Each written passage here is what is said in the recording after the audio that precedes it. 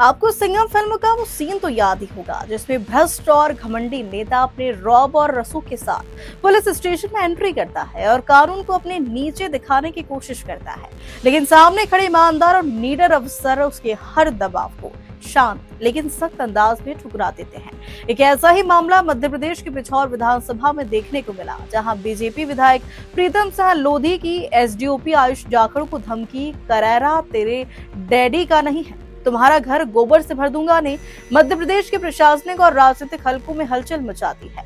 मामला इतना बढ़ गया कि भारतीय पुलिस सेवा संघ को सामने आकर कड़ा विरोध दर्ज कराना पड़ा। सवाल सिर्फ एक बयान का नहीं बल्कि लोकतांत्रिक मर्यादा, प्रशासनिक सम्मान और सत्ता के व्यवहार का बन चुका है। तथ्यवानी में देखिए पूरी रिपोर्ट। दरअसल यह पूरा मामला 16 अप्रैल की सुबह शिवपुरी जिले की करैरा कस्बे से शुरू हुआ था, जिसमें विधायक प्रीतम सिंह के बेटे दिनेश लोधी की कथित एसयूवी ने मोटरसाइकिल सवार 3 लोगों और 2 पैदल यात्रियों को टक्कर मार दी। घटना के तुरंत बाद स्थानीय स्तर पर आक्रोश फैल गया, लेकिन शुरुआती कार्रवाई में पुलिस ने अज्ञात आरोपी के खिलाफ मामला दर्ज किया, जिससे लोगों में नाराजगी और बढ़ गई। क्या घटना हो गई आपके साथ? पीछे से गाड़ी दे दी। किसने दी थी? प्रीतम लोधी के लड़के ने।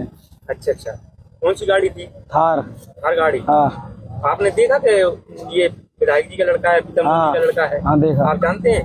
नहीं जानते नहीं उसको। अच्छा, माने गाड़ी कौन चला रहा था? प्रीतम लोधी का लड़का दिनेश लोधी। कहाँ की घटना है? थाने के सामने, करैरा थाने के सामने। कितना आपकी कहाँ लगी है? ये हाथ में लगी है और पैर में। और कहीं लगी है? अरे पीछे टार दबट गया। गाड़ी यही है। गाड़ी तुम पैदल चल रहे थे? आप भी पैदल थे? लोग पैदल जा रहे थे, स्कूल जा रहे थे, पीछे से गाड़ी थी। अच्छा, तुम भाई गाड़ी चला रहे थे? गाड़ी है।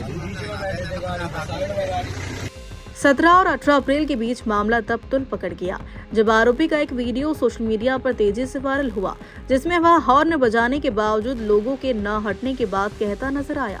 इसके बाद बढ़ते दबाव में पुलिस ने भारतीय न्याय संहिता की धारा 281 और 125 के तहत नामजद केस दर्ज किया। साथ ही वाहन पर कार्रवाई करते हुए चालान काटा और अवैध हॉर्न व काली फिल्म हटाई गई। दिनेश की जो एक्सीडेंट के मामले को हमने बड़े संज्ञान से लिया और पुलिस का हर कदम पर हमने सहयोग किया। टीआई साहब से मैंने तुरंत कहा कि इसमें अपराध कायम करिए, एक्सीडेंट हुआ है तो अपराध कायम करिए। वो थोड़ी सी देर लगा रहे थे तो मैंने तुरंत एसपी साहब को किया। इसकी सबकी रिकॉर्डिंग है मेरे पास में। एसपी साहब को किया, एसपी साहब से मैंने कहा इसमें अपराध कायम करिए। अपराध कायम हुआ हमारे कहने पे।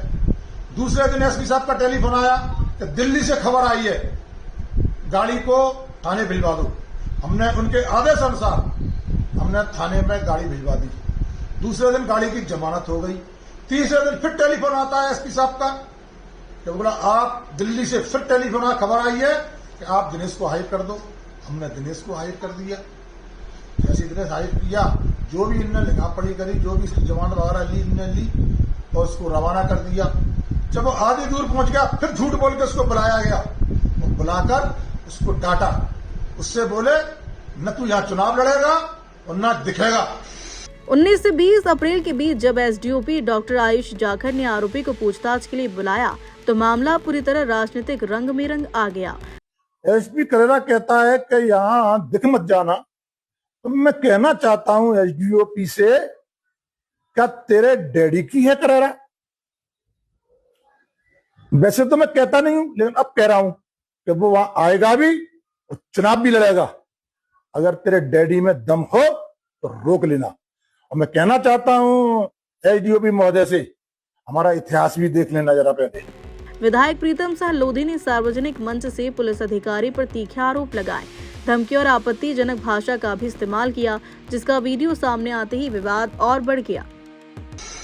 ये बात मुझसे कही तब मैं एसपी साहब से एक कहना चाहता हूं, जो एसडीओपी ने शब्द बोले हैं कि यहाँ चुनाव नहीं लड़ोगे और यहाँ से पलायन कर जाओगे, मैं उस पर कहना चाहता हूँ 15 दिन का समय देना चाहता हूँ। नहीं मैं एसडीओपी का घर 10,000 कार्यकर्ता ले जाकर और इसका गोबर से घर भरवा दूंगा। इसका मैं इसकी 7 पुश्तियां भी साफ नहीं कर पाएंगी इसको। 21 अप्रैल को सिविल सेवा दिवस के मौके पर मध्य प्रदेश आईपीएस एसोसिएशन ने इस पूरे घटनाक्रम पर कड़ा रुख अपनाया।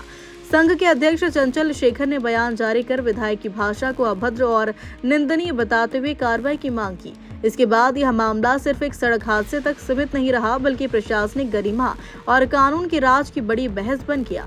संघ का कहना है कि इस तरह की घटनाएं न सिर्फ अधिकारियों के मनोबल को गिराती है, बल्कि प्रशासनिक निष्पक्षता पर भी सवाल खड़े करती है। संघ के इस कड़े बयान के बाद प्रशासनिक गलियारों में हलचल तेज हो गई है और माहौल काफी तनावपूर्ण व गर्म नजर आ रहा। तो सवाल अब सीधा और बेहद अहम है, क्या सत्ता का दबाव कानून से ऊपर हो सकता है? क्या एक जनप्रतिनिधि की भाषा और व्यवहार की कोई सीमा नहीं होती? और सबसे बड़ा सवाल, क्या सिस्टम सच में निष्पक्ष रह पाएगा या फिर रसूख के आगे झुक जाएगा? पिछौर से उठी चिंगारी अब पूरे मध्य प्रदेश की सियासत में बहस बन चुकी है।